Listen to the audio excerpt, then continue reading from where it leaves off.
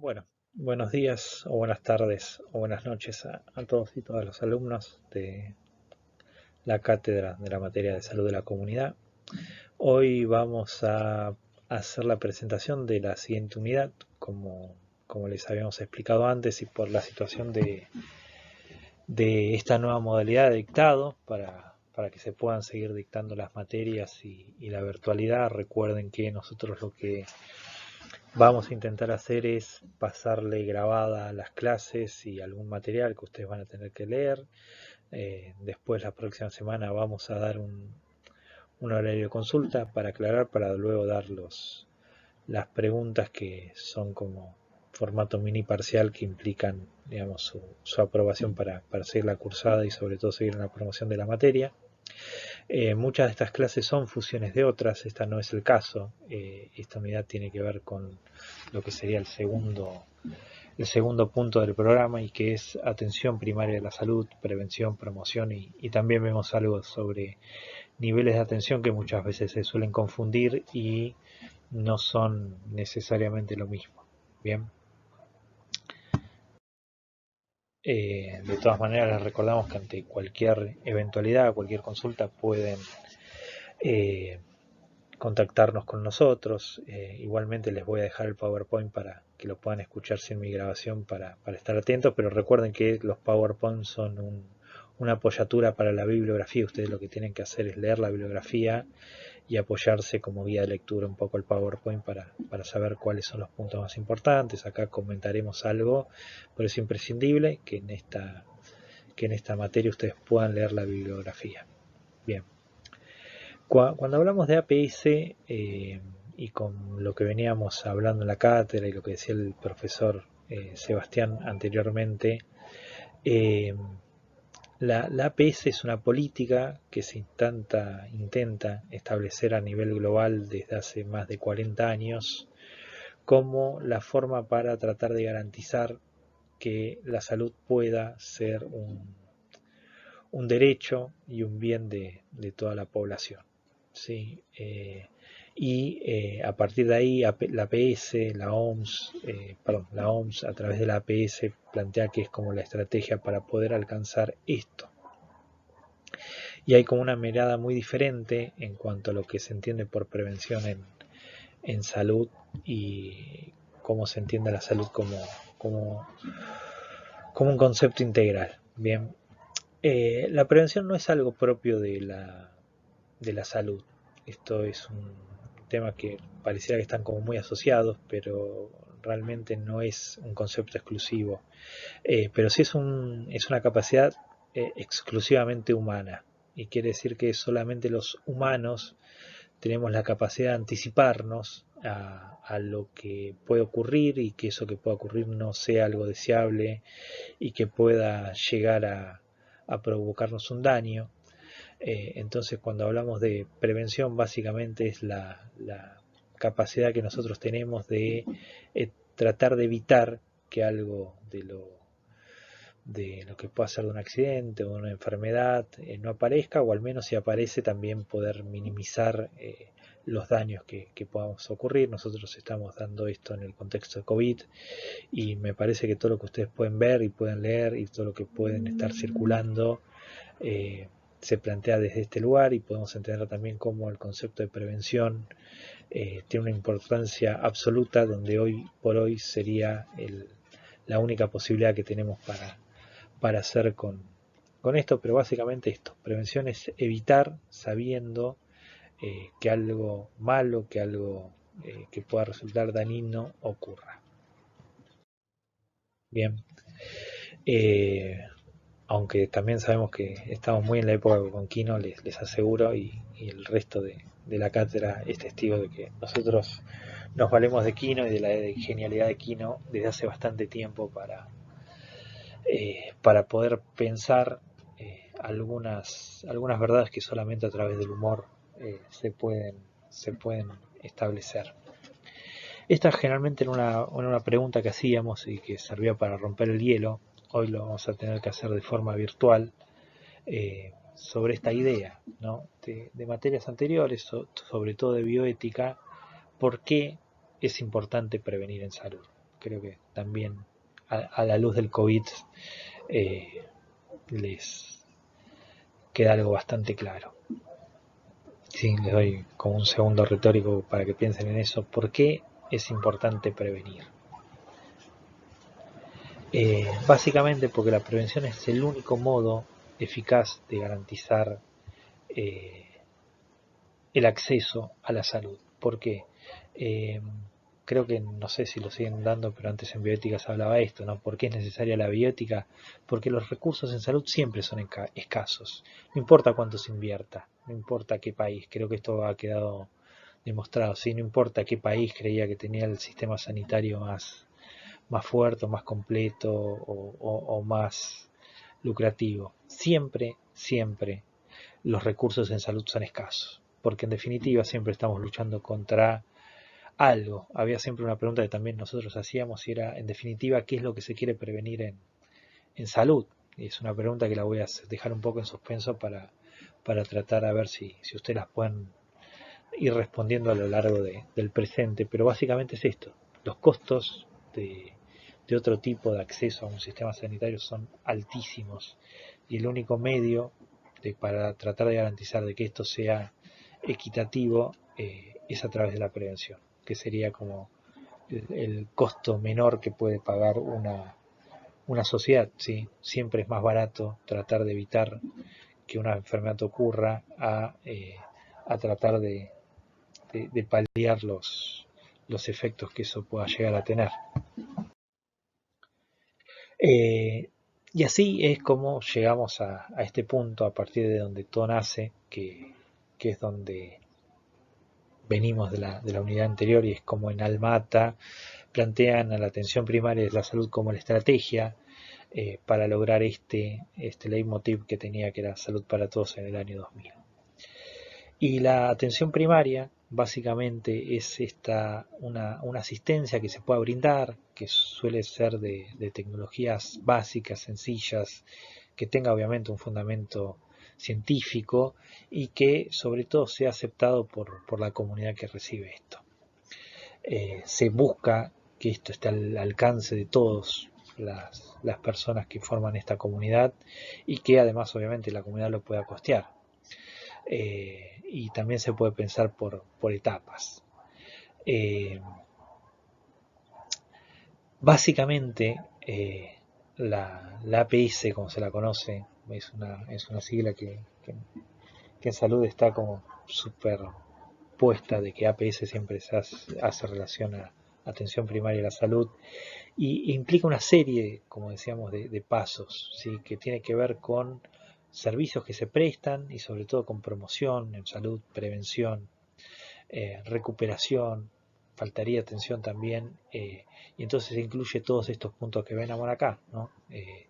Las cuestiones que tienen que ver con educación, con un desarrollo, digamos, del agua potable, que suele ser algo básico para toda la población y que también era algo que solíamos hacer en, en la cátedra, de que muchas veces las fuentes de agua potable y este tipo de cosas suelen tener ejemplos mucho más impactos en la salud eh, de una población. Por ejemplo, garantizar el acceso a una planta potabilizadora de agua que invertir en los mayores desarrollos para una sociedad que, a ver si se entiende, y nosotros lo estamos haciendo un poco rápido para que también este video no se haga demasiado largo. Eh, si ustedes piensan, si ustedes leen noticias cuando se leen en salud, hoy por ejemplo se está hablando en todo el tiempo y a todo lugar de la vacuna. Sabemos que la vacuna va a ser muy importante para tratar de volver a una normalidad que conocíamos previamente y que tampoco tenemos mucha idea cómo hacer, pero cuando uno leía antes noticias sobre salud, uno leía los diarios locales sobre salud, generalmente lo que tenía que ver era con, por ejemplo, que se invertía en un tomógrafo o en tecnología que era de un tipo de nivel de atención que no tenía que ver con la APS. Y la APS de vuelta son tecnologías sencillas, eh, no generalmente ni siquiera tiene que estar eh, pensada por profesionales, sino que es algo que puede tomarse por parte de la comunidad o agentes intermedios que muchas veces son mucho más efectivos que muchas inversiones y realmente los costos entre tener una tecnología muy avanzada, que muchas veces es necesario, pero el otro también es muchísimo más necesario y esta garantía es que con un menor costo se puede garantizar una mayor cobertura de salud. Suele haber una, una, una confusión que suele darse habitualmente entre estos términos, ¿no? Técnicamente y a veces en un trabajo de campo, en una cuestión, muchas veces es difícil y esto suele ser, va, va a resaltar, suele ser uno de los temas de pregunta en los exámenes sobre esta diferencia entre lo que es la prevención y promoción en salud. Pareciera que suenan muy parecidos, no siempre es fácil diferenciarlo, aunque son definiciones que no son difíciles, pero siempre tenemos como esta especie de ayuda a memoria para entender que cuando hablamos de prevención siempre lo que se trata de evitar es una enfermedad. Y cuando hablamos de promoción, lo que se promociona es la salud. Una cosa tiene que ver con la otra, pero no necesariamente son lo mismo. ¿Sí? Al momento de la prevención, básicamente a lo que se ataca son a la reducción de factores de riesgo para la aparición de determinada enfermedad. Vamos a ver ahora, acto seguido, cuáles son las situaciones que se pueden pensar en distintos tipos de prevención, que es importante que las conozcan. Y una diferencia con la promoción de la salud, porque en realidad la promoción lo que busca implementar son cambios de vida de los sujetos, digamos, no es solamente la reducción de los factores de riesgo, sino también principalmente es el aumento, ¿no?, de los factores de protección y sobre todo los cambios de los estilos de vida de una población y que una población sea activa en estos cambios de vida y que suelen ser más afectados. Otro de los términos que también van a encontrar y que es importante porque hablan de esto y que muchas veces se hablan desde el sentido común y es el concepto de riesgo y es el concepto de vulnerabilidad. Cuando uno habla de riesgo, ¿sí?, el riesgo es un dato estadístico, es un dato probabilístico, ¿sí? Estamos hablando de prevención y la prevención es una probabilidad, nunca hay una certeza. Creo que es algo que también toda la población hoy está muy pendiente de esto y uno escucha quizás algunas personas que han contraído el virus eh, que provoca el COVID y empiezan a decir como que, pero bueno, pero hice esto, hice lo otro, me cuido. Bueno, sabemos, y hay algo que por ahí la población en general no entiende, que generalmente lo que tiene que ver con la prevención son evitar factores de riesgo, ¿no? Por ejemplo, estar a menos de 2 metros y sin barbijo de una persona, lo que aumenta es el riesgo, pero no hay una certeza. A veces puede pasar que una persona sea conviviente de otra y no se contagie y alguien que haya compartido un minuto con otro en el trabajo si se contagie. Estos factores son multicausales, son muy complejos, más en una enfermedad tan nueva como el COVID, pero suele pasar, es decir, el riesgo no es una certeza, el riesgo es una posibilidad, una contingencia de que un daño ocurra.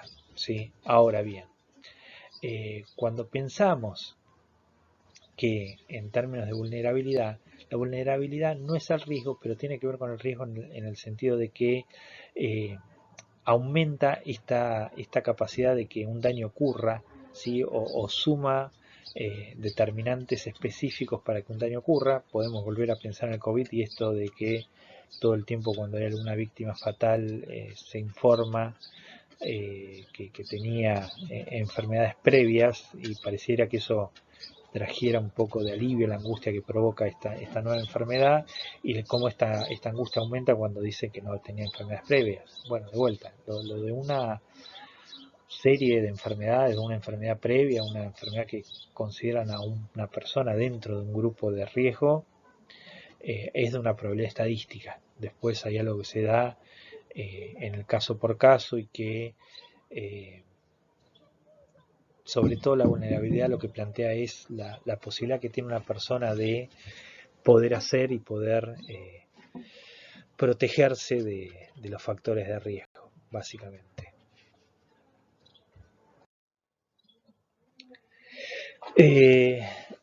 Ahora lo que hacíamos a continuación, la verdad que extrañamos mucho el no poder dictar clases presenciales porque la riqueza de nuestra cátedra claramente estaba en poder discutir este tipo de situaciones, así como lo hacíamos con el COVID, lo solemos hacer con otros temas, como puede ser aborto, como puede ser, no sé, enfermedades de transmisión sexual, cardiopatías, estilos de vida. La verdad que tenemos varios ejemplos para poder ser pensados.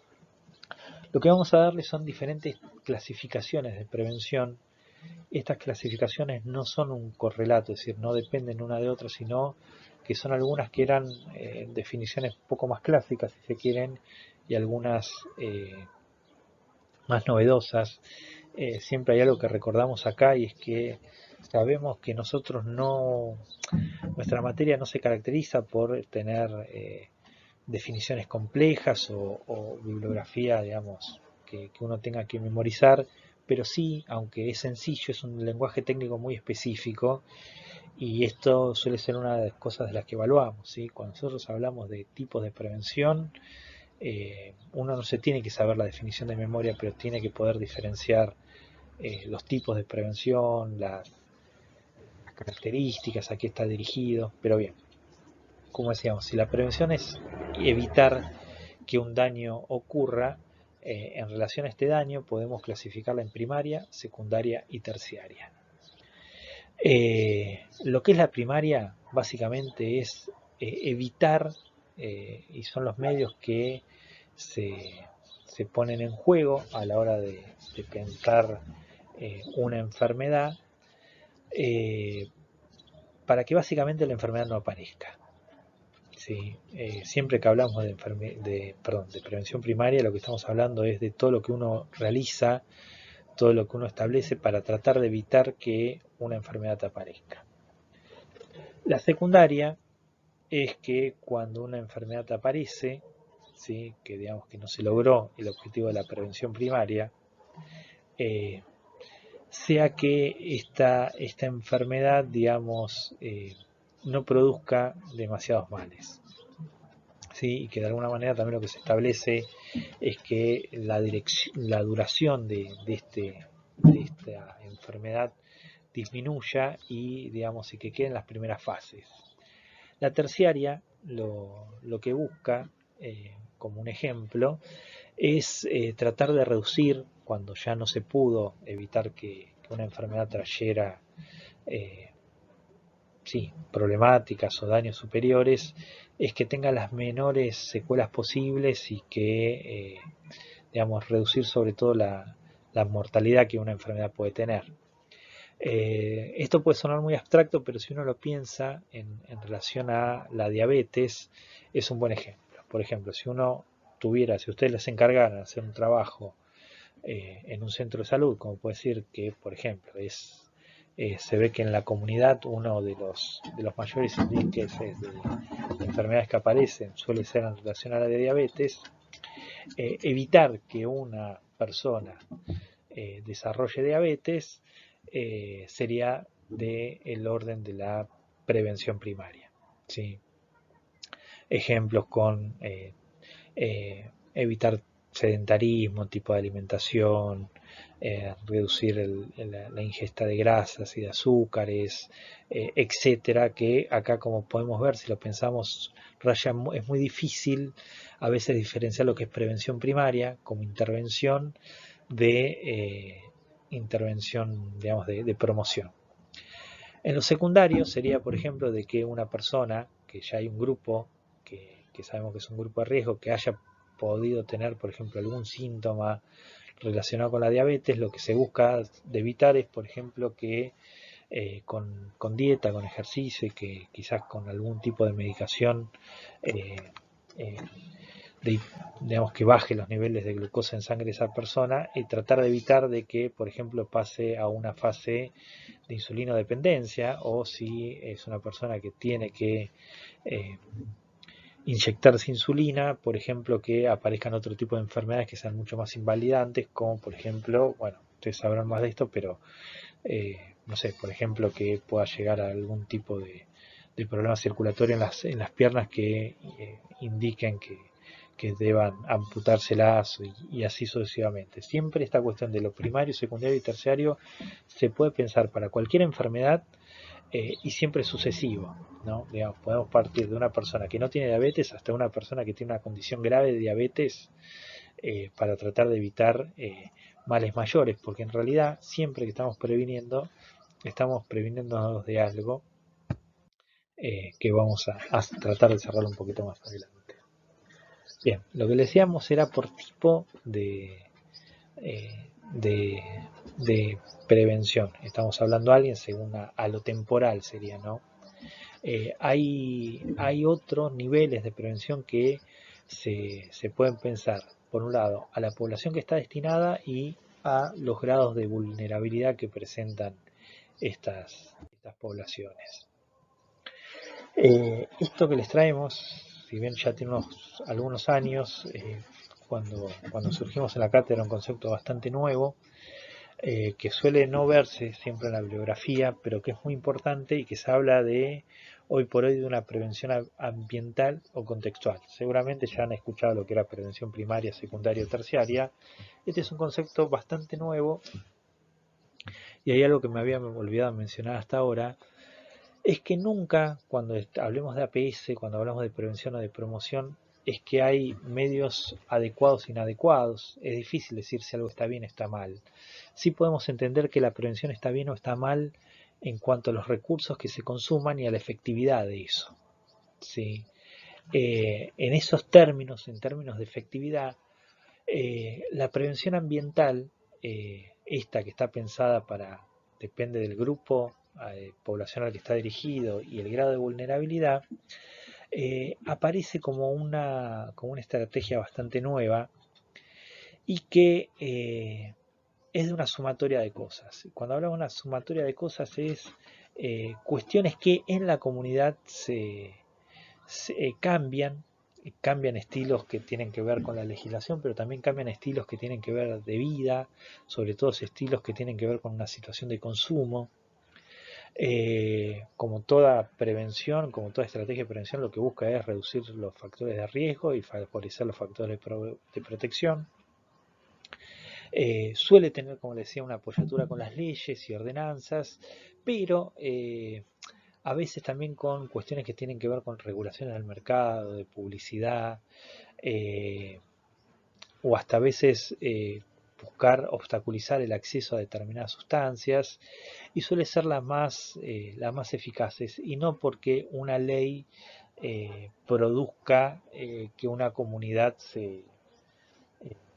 digamos, pueda prevenirse de algo. Acá esto es interesante. El ejemplo que siempre dábamos acá y que es uno de los últimos y más efectivos que ha habido al momento de pensar la prevención en salud es el consumo de tabaco. En los últimos 10 años, al menos 15 les diría, la cuestión del tabaco ha tenido una estrategia de una prevención ambiental. ¿Por qué? Porque ha habido legislaciones que surgieron al respecto, pero estas legislaciones fueron fomentadas y apuntaladas desde la comunidad, ¿no? Difícilmente, y creo que lo estamos viendo actualmente, ninguna ley puede suplantar una un cambio cultural en una comunidad. Y lo que pasó con el cigarrillo es así, ¿sí? Hubo una ordenanza que, por ejemplo, busca eh, cada vez entorpecer más que el fumador pueda hacerlo en cualquier lugar y nosotros le damos un ejemplo que hoy no lo estamos, pero si estuviéramos en el aula, hace no mucho tiempo, por lo menos no para nosotros, hace 15 años atrás, seguramente si estamos en un aula, muchos del aula, casi el 30% del aula hubiera estado fumando dentro del aula y era una práctica que a nadie le hubiera causaba extrañeza, era algo totalmente normal, aunque hasta había algunas resoluciones que podían establecer en algunas universidades que prohibieran esto, la gente fumaba habitualmente dentro de las aulas de la universidad. Hoy eso sería algo impensado, y esto tiene que